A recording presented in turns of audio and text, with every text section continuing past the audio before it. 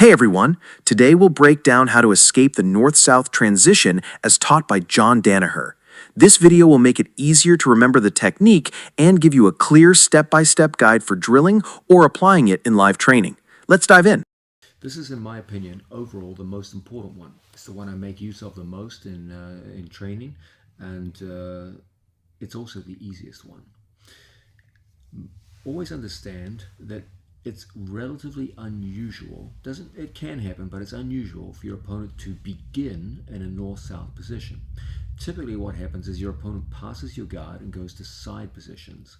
Then they make a transition from side to north-south. Your single best opportunity to escape from north-south position is during that transition, because your opponent will have to switch his grips in such a way that you'll be able to frame inside your opponent and start going into elbow escapes. But the nature of an elbow escape in north-south is radically different than it is in the other various positions, because it goes on over your head.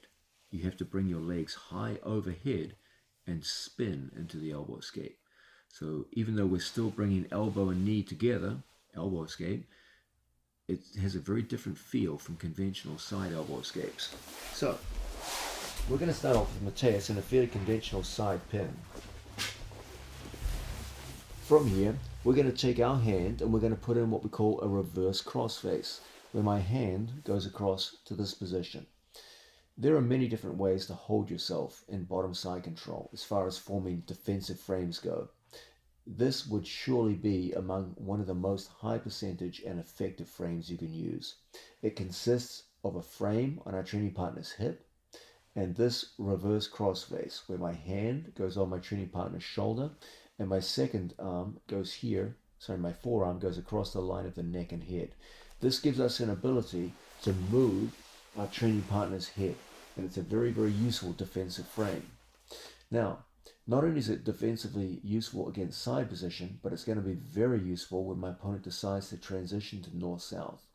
When he decides to make the transition to north-south, he almost always has to take his crossface out and replace it with a reverse crossface. Only now can he now block my hip and walk around into a north-south type situation. Okay, so let's go back. That's what's required on Mateus's part. So we're going to have our hand here ready for action. And when I see my opponent make the transition across, we're going to place our hand here in our training partner's armpit. So my wrist comes all the way up into the armpit and my second elbow goes off the hip and in close to my chest. Now as Mateus goes across into north-south, we're going to get opportunities to start a lifting action and expose the area in front of the shoulder and armpit. And as a result, we're going to be able to throw our legs up and connect our knee and our elbow together, forming the perfect opportunity to go into a variation of an elbow escape. We're going to turn and lock a scissoring effect with our legs. When Mateus tries to put weight on me here, he's going directly into my legs. And as a result, we can easily hold him off. Now from here, as always, we push, extend, our legs come in, and we're back in business and ready to attack.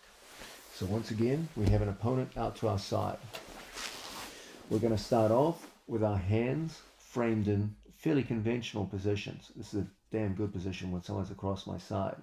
Now, when I see his hand coming out, we're going to duck our hand through and lock it right here so that I'm underneath my training partner's armpit. My second hand comes off the hip and here and close to my chest.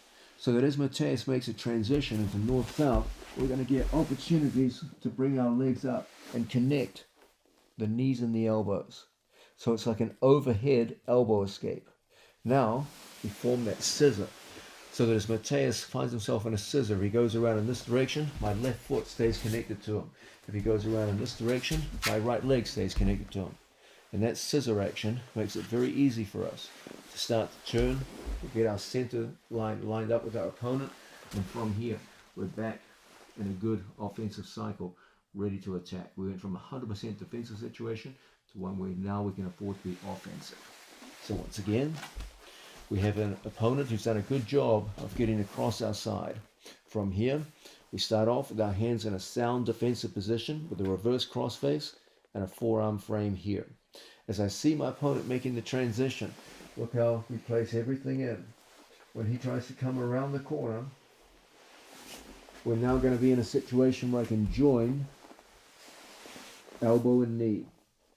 And as a result, we can make a good turn on our training partner.